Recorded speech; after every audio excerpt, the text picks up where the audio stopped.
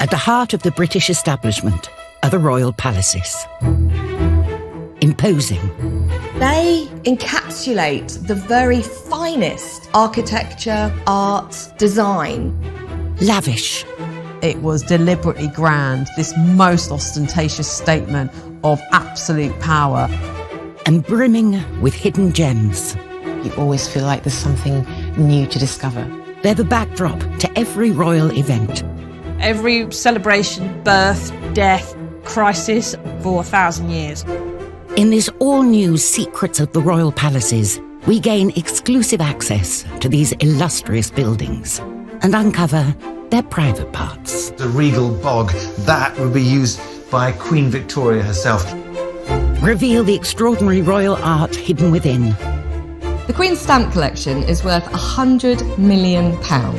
Not a bad return on loads of pictures of yourself, really, is it?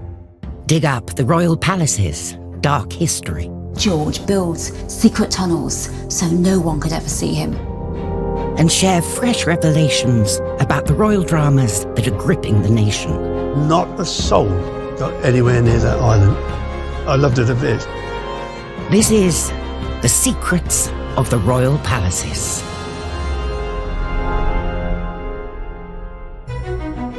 Coming up, the incredible untold story of Princess Diana's secret second funeral, revealed by a Kensington Palace insider.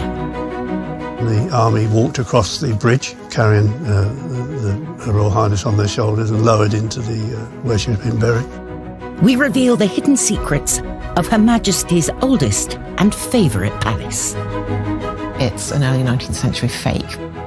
We go below stairs at one of Britain's most flamboyant royal homes.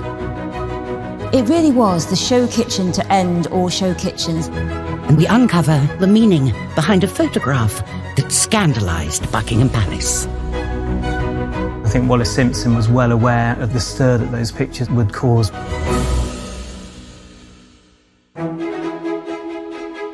Britain's royal palaces are our most celebrated and admired buildings. They are spaces of beauty and grandeur. Britain's royal palaces are among some of the most instantly recognisable buildings in the world. These majestic spaces have been the home of some of Britain's most famous and popular royals. When Princess Diana separated from Prince Charles, Kensington Palace became her main home. Not long after, Colin Tebbert became part of the princess's new household. I was walking across the yard at Kensington Palace when a voice suddenly appeared at a higher note from me saying, "Colin, are you still a rebel?" When I looked up, and there was the Princess of Wales. We just had an informal chat just on what the weather was like. And then suddenly she said, "Colin, what are you doing?" She explained to me exactly what she was looking for, a driver minder. And I said, "Well, certainly, Martin, we could probably work that out." We used to call her the boss. Colin worked for the princess for 2 years. But on the 31st of August 1997, everything changed. The princess had been in Paris, away from her Kensington Palace home, when reports began to filter through that there had been an accident. Diana, Princess of Wales, has died in a car crash in Paris. One's heart goes out especially to the young princes, William and Harry. Colin was at Kensington Palace when he heard the news. Everybody was just taken out where we were. You know, that was really, really bad. As a trusted member of her staff, Colin was sent to Paris to bring back her body. She was our boss. We had a small household, 6 or 7 people. You know, not the Buckingham Palace anymore. This lady was down to us. She was our lady. So I was then beginning to make arrangements to get her back. Once Colin returned to Britain, Diana was taken to the Royal Chapel at St. James's, and mourners began to crowd into central London to pay their respects. Former TV journalist Wesley Kerr was at Kensington Palace to report on events. It really was astonishing how many floral tributes there were to Diana. I described it in my scripts for television at the time as a sea of flowers, an ocean of grief. It was decided that she would have a royal ceremonial funeral, but that the Spencer family would then bury her privately. The day of the public funeral was something the world had never seen before and probably will never see again. Over 1 million people crowded central London and lined the route.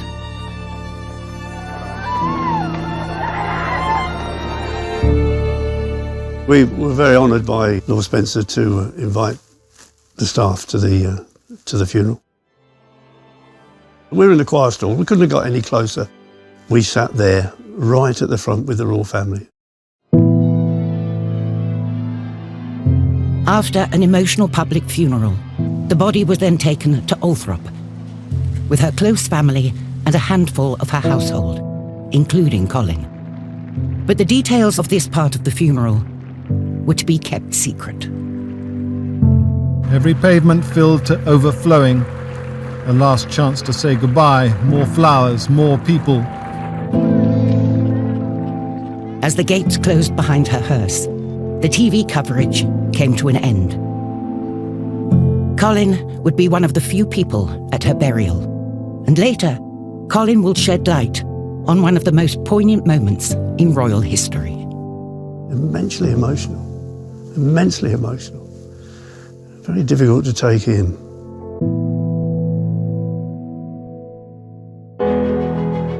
The Queen and her family have the use of several palaces, and each of their royal homes are special spaces.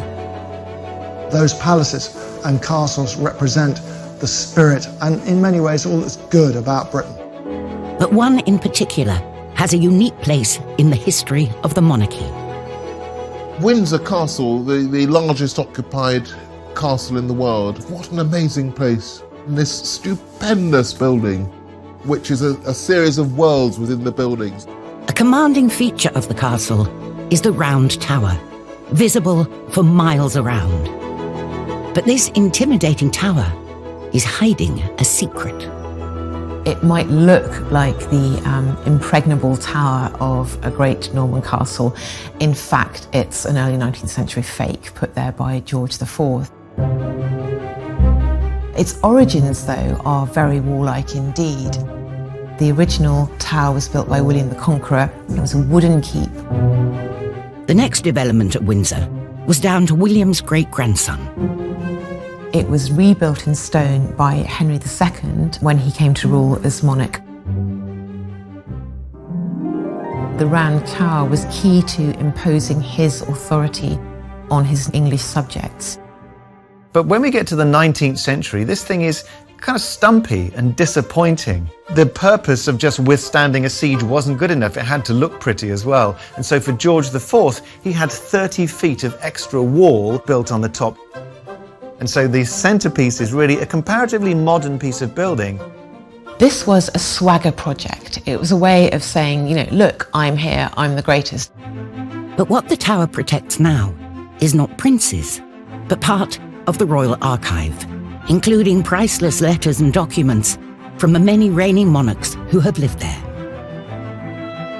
You have to get permission from the Queen to work there, but it's an absolutely fascinating place to work, and it's got an atmosphere of so many hidden treasures, and you always feel like there's something new to discover.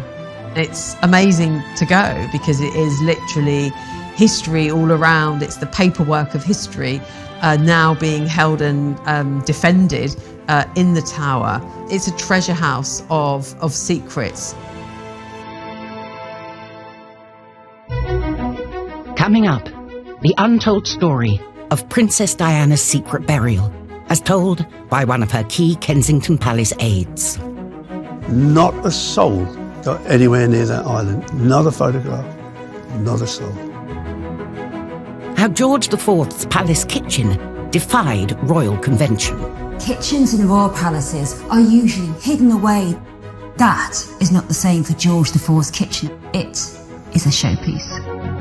And we reveal one of the Queen's favourite palace treasures. She has over 100 of them, and there are secret messages that she communicates through the brooch.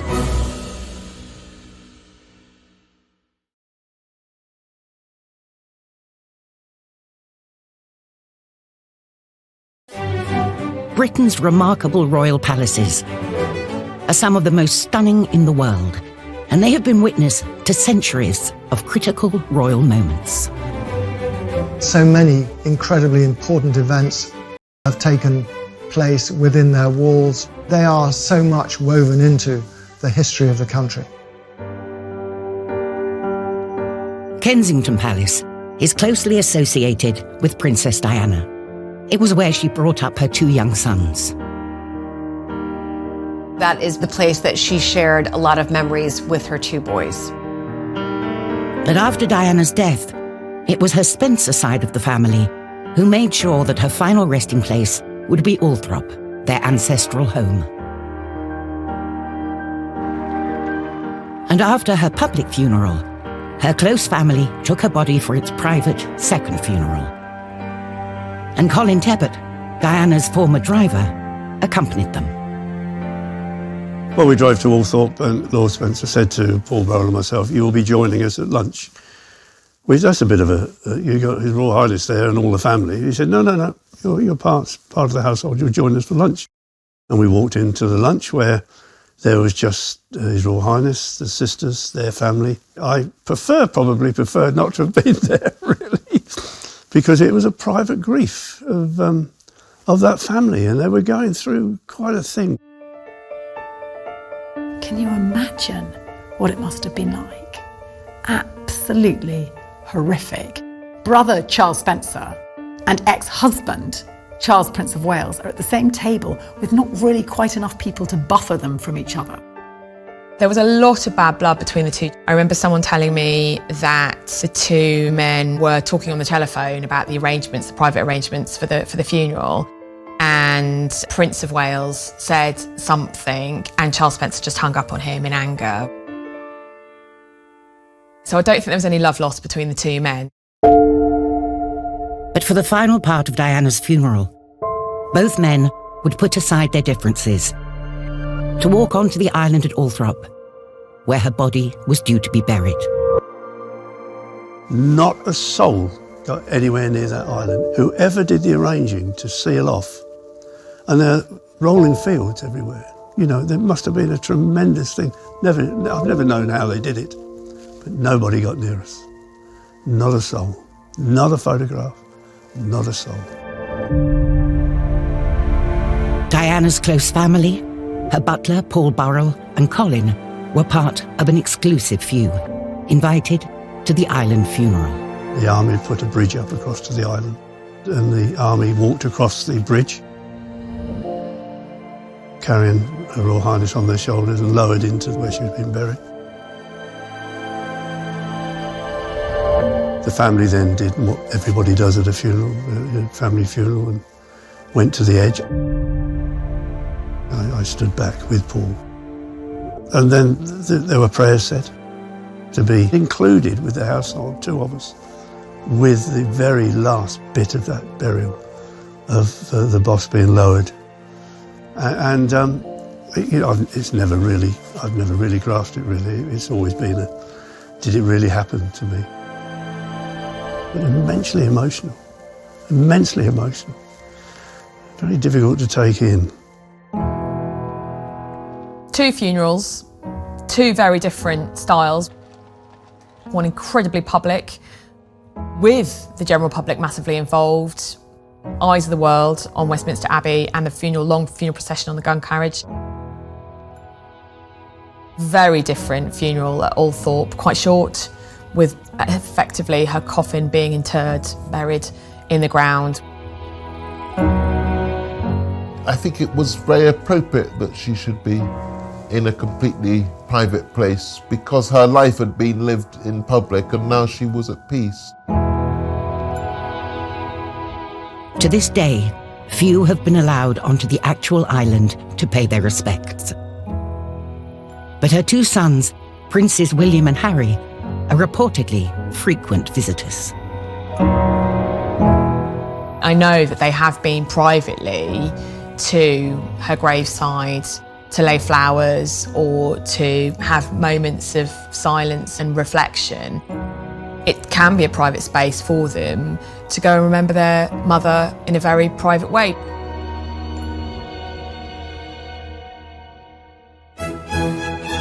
Royal palaces are some of the most imposing buildings in Britain. And the art and objects that hang within these spaces speak volumes about the royal family's taste and wealth. The royal collection is worth billions of pounds. And some of the most valuable pieces are within the royal jewellery collection. One of the Queen's personal favourites is this brooch, commissioned by the Queen's great-great-grandfather. The Prince Albert sapphire brooch is simply stunning. At the centre you have this 12-carat sapphire, and then around this, a dozen 12-carat diamonds, all set in solid gold. It's worth over £1 million, and I think of all the Queen's brooches, it really is the crown jewel. The brooch was originally given to Queen Victoria by her future husband. He had it designed as a wedding gift for Queen Victoria, and he gave it to her the day before their wedding. She absolutely loved it, immediately put it on and wore it during her marriage ceremony. For the following 2 decades, Victoria was often seen wearing the brooch while performing her duties of state. It really was her go-to piece of jewellery, and Albert must have been really delighted that she loved it so much. But like much of the jewellery given to her by her beloved Albert, it was rarely worn after his death. He died when he was just 42 in 1861, and she struggled to cope with it really for the rest of her life. And things like the brooch that were particularly associated with him, she sort of quietly put them aside. The Queen inherited it when she became sovereign, and like Victoria, wears it at key events hosted at Buckingham Palace. She wore it in 1961 to the dinner that was hosted for President and Mrs. Kennedy, and she wore it at the christening of Prince William in 1982. But the Queen has more than one brooch to choose from. She has over 100 of them in total, and what's lovely is that they are packed with hidden symbolism, and there are secret messages that she communicates through the brooch that she's wearing for a particular occasion.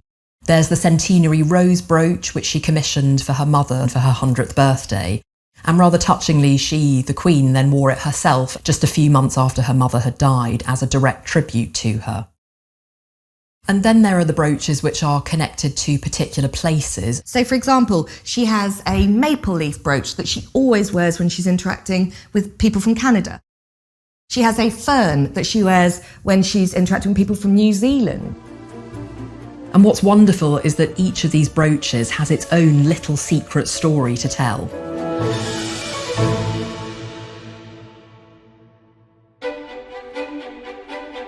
Britain's royal palaces are some of the most beautiful and iconic in the world. The palaces and the castles are part and parcel of British royal history. Every palace has impressive staterooms in which the royal family can entertain important dignitaries. Brighton Pavilion was the favourite palace of one of Britain's most colourful kings, George IV. And for him, there was a room that was far more important than the official state apartments. Kitchens in royal palaces are usually hidden away, they're secret, they're dark, servants only. That is not the same for George IV's kitchen at Brighton Pavilion. It is a showpiece. Everything in this kitchen is the epitome of George. It's bling, it's excess. He went all out for food. There's one whole room for confectionery, one whole room for pastry, It really was the show kitchen to end all show kitchens, and this wasn't how things were done. Normally, the kitchen was somewhere the royal family would never go. But George, he wanted to come in, show it off. He even absolutely transcended convention, brought guests to eat in the kitchens, and he was doing it because he wanted to show he was nothing like the rest of the stuffy royals. He was so exciting, he was so fun, he was so new. This kitchen wasn't just big and grand a showpiece, it was also full of the latest gadgets, the latest technology. Right here where I'm standing was this gigantic steam table where you put the food on to keep it warm, essentially a Georgian microwave. Now that blew the mind of his guests, because in most palaces, by the time the food gets to the table, it's chilly. So George serving up piping hot food, it was a revelation. George loved food so much that he didn't just have a beautiful kitchen, he got the top staff as well. He hired international celebrity chef Antoine Carême, who was the man of the moment. He cooked sometimes 100 courses at a time.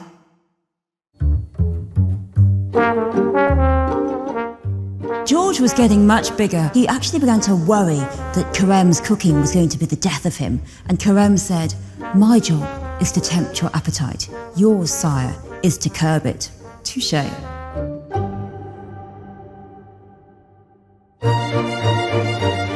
George's flamboyant modern palace was a world away from one of the royal family's oldest homes, Windsor. Palaces are the monarchy. They're not only the symbol of it, but it's where it physically resides. Every year, thousands flock to see Windsor Castle and gaze at the deer in the great park that surrounds it. But there is also a hidden, little-known side to the estate. Frogmore. Frogmore is named because it was a marshy place where there were a lot of frogs. The Frogmore estate is a collection of tucked-away houses and peaceful gardens where royals have long escaped the pressures of court. But the jewel in the crown of Frogmore is the main house. Frogmore starts life in 1792. It's designed for Queen Charlotte, the Queen of George III.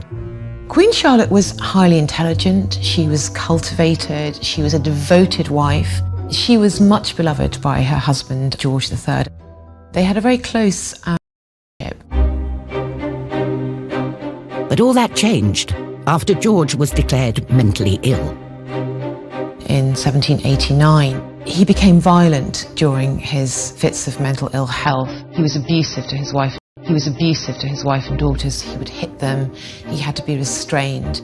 Frogmore was the place where she could go to be secure and safe from her husband.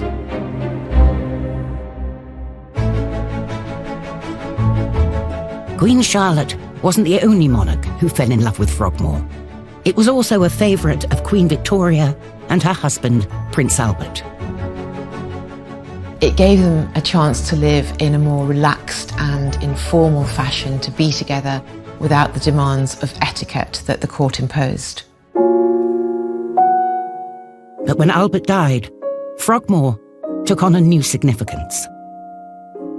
Grief-stricken Victoria began to build a mausoleum for him within its grounds.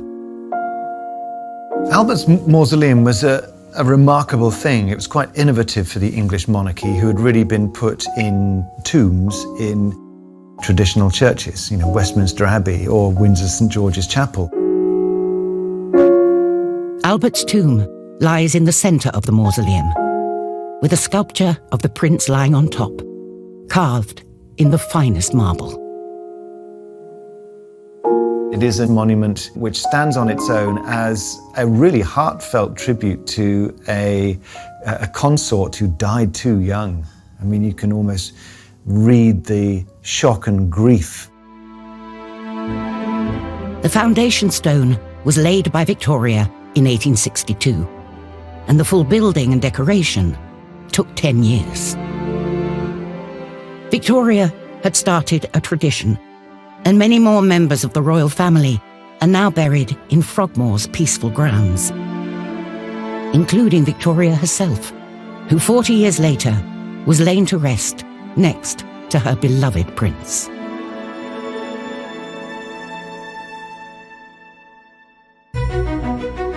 Coming up, how a trip to the Sandringham estate landed the Queen in hot water with Westminster.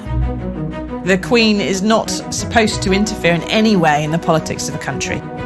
Problems with the builders at the Palace of Versailles. Increasing amounts of his workers are getting syphilis. And we discover why this photograph of the Duchess of Windsor incensed Buckingham Palace. The appearance of those pictures was really almost putting a thumb up to the British establishment.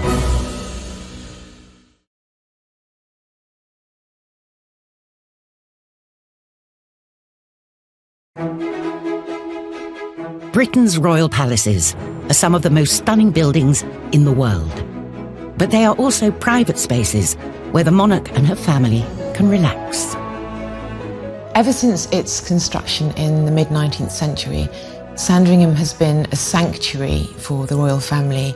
It's very much a private home, and perhaps that's why so many generations of the royal family have loved it. Our present Queen has always adored it. And when the Queen is in residence, she likes to take part in local life, including a visit to her branch of the Women's Institute. But in January 2019, she was drawn into more than discussions about jam and Jerusalem. She gave a speech that many thought broke a royal rule when she alluded to one of the most divisive moments in British history, Brexit. The Queen is not supposed to interfere in any way in the politics of a country.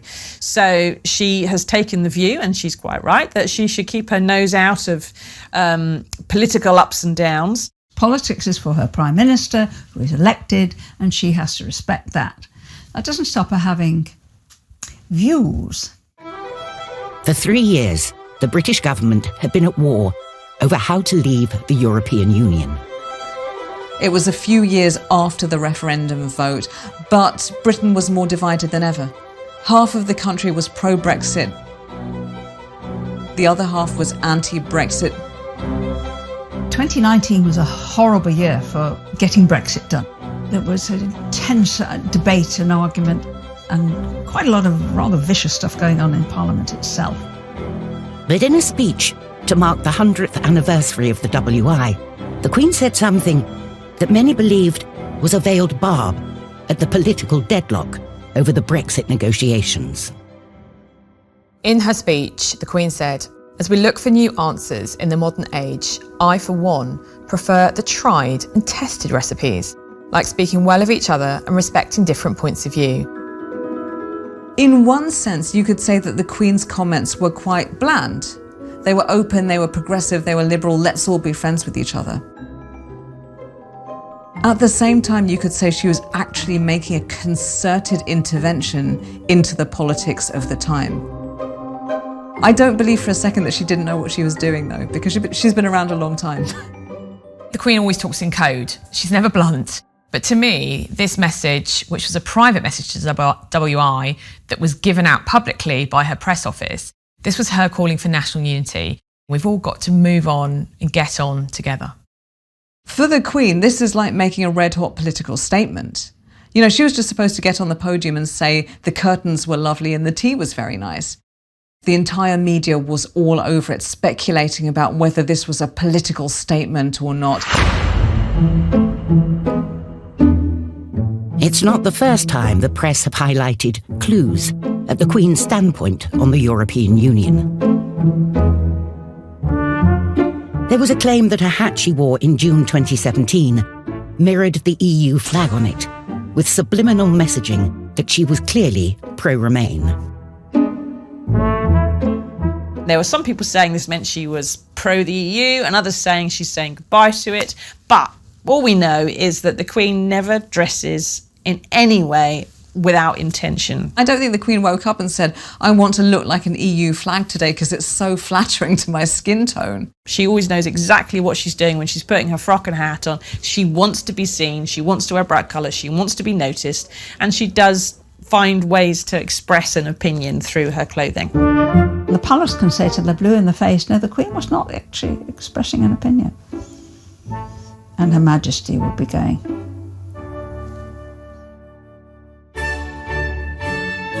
Britain's royal palaces are some of the most spectacular buildings in the country. The palaces are each very individual. There are no two that are alike. But there is a palace on the other side of the Channel that is considered one of the most spectacular buildings in the world. The Palace of Versailles.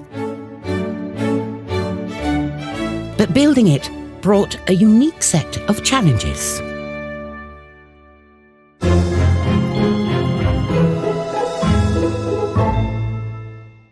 As Louis XIV was building his wondrous Versailles, it really became a hotspot for prostitution.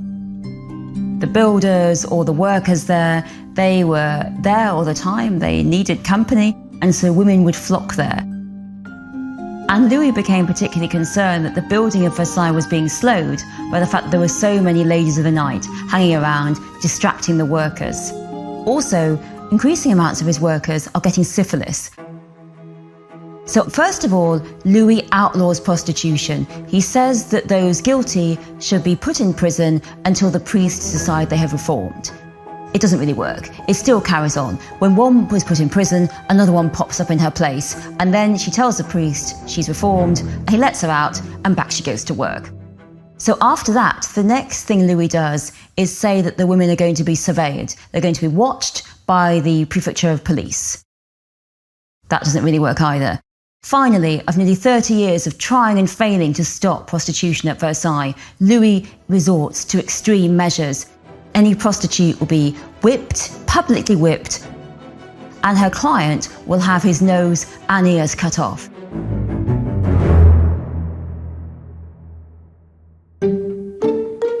What I find fascinating is that Louis, he's one of the most sexually licentious kings we've got, mistress after mistress. So it's all right for him to have mistresses and have lots of sex, but it's not all right for the builders, it's not all right for the workmen, it's them you have to stop.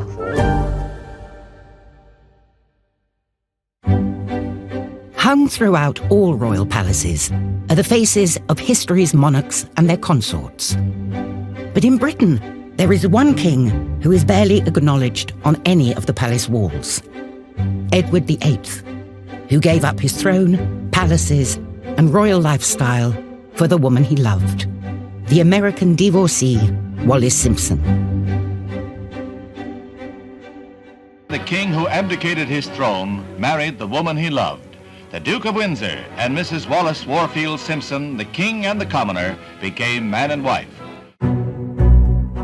She was seen as this brash, brittle American divorcee who was pinching the king. She'd beguiled him. I mean, high society, for the most part, couldn't stand the poor woman. She was seen as the Scarlet Woman who had dragged a prince away from his destiny and forced an abdication, a constitutional crisis.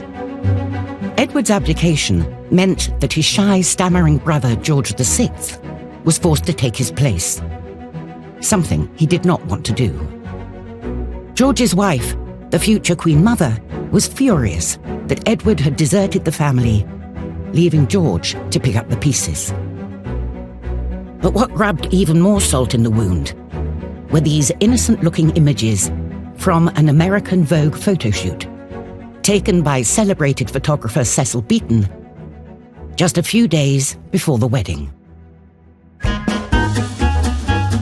She's wearing perhaps one of the most iconic dresses from the 1930s. It's designed by the Italian-born couturier Elsa Schiaparelli in collaboration with Salvador Dali, who painted the lobster on the dress, famously Salvador Dali's symbol for sexuality. Wallis was a woman who was considered to be using sex to drag a man away from his destiny and his duty. And here she is in a dress with a symbol on it, an animal on it, which symbolises sex.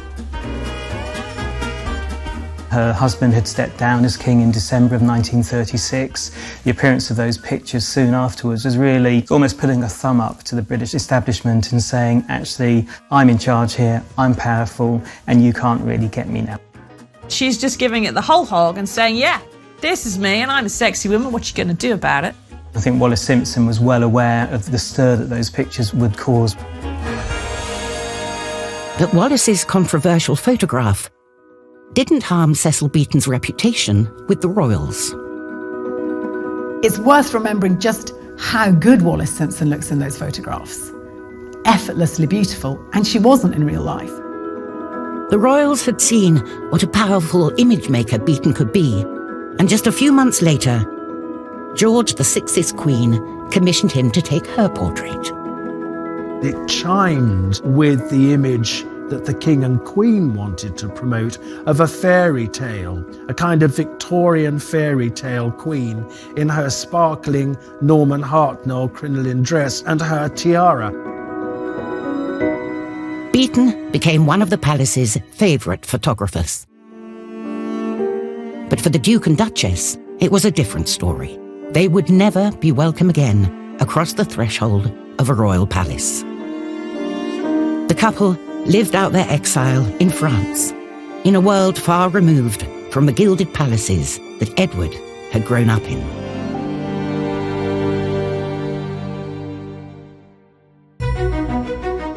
Coming up, how a tragic royal death changed the course of British history. It would have been the reign of Charlotte, not Victoria. And we reveal the secrets behind Windsor Castle's unique art collection. It was an extravagant artistic display of power, of monarchy, and the artwork. I mean, it just hits you.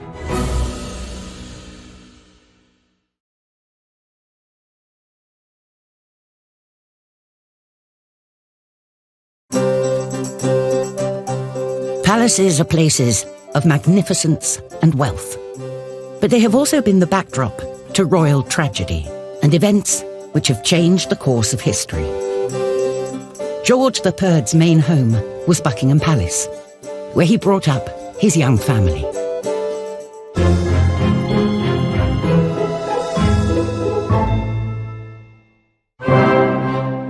George III had 7 sons and 6 daughters, and between them they managed one legitimate child, and that was Princess Charlotte of Wales. She was beautiful, and really everyone saw Charlotte as their hope. George III was descending into mental incapacity, and his sons were dreadful. They were drunk, spendthrift, everyone hated them. The Duke of Wellington called them millstones around the neck of the public.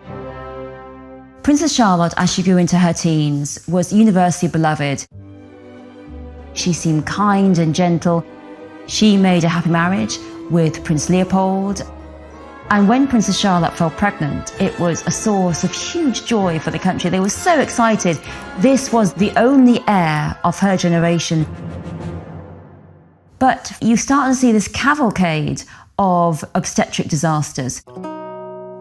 First of all, she goes over term and she's very large.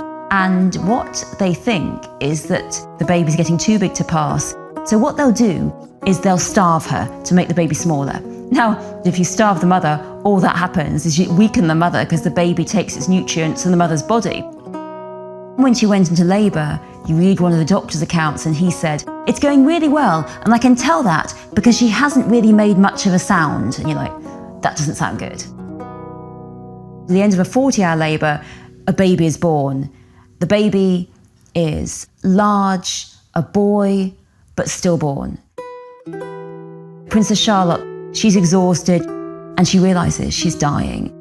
Her husband is put to bed with an opiate because he's overwhelmed with grief, and she only has the doctor to hold her hand as she dies. All of the country and much of Europe was caught by grief. But if Charlotte hadn't died, we would never have had Queen Victoria. It would have been the reign of Charlotte, not Victoria.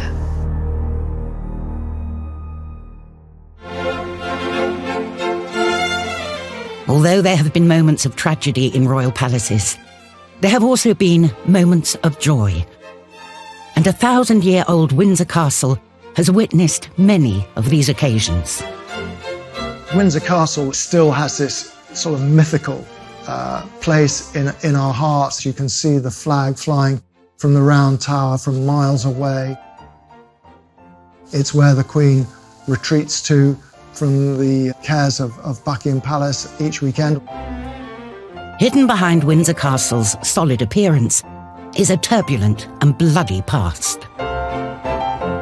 The castle was ransacked by Oliver Cromwell's Roundheads during the Civil War.